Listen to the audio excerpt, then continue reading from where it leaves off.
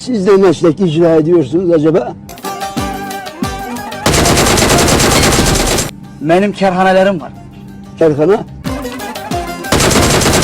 Kerhana çok güzel, çok güzel. Pezevenksiniz yani. Yok değil. Nasıl değil ya?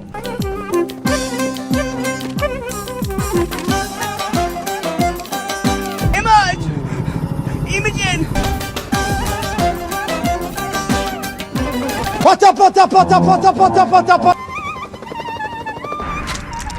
Aman aman. Kanını ezip kaçıysan ha, ben seni şimdi yakalarım. Gel buraya, kaç. Yine biner kaş olup aşarım. Kaynanam iyi ulan. Yine biner kaş olup aşarım yar ya.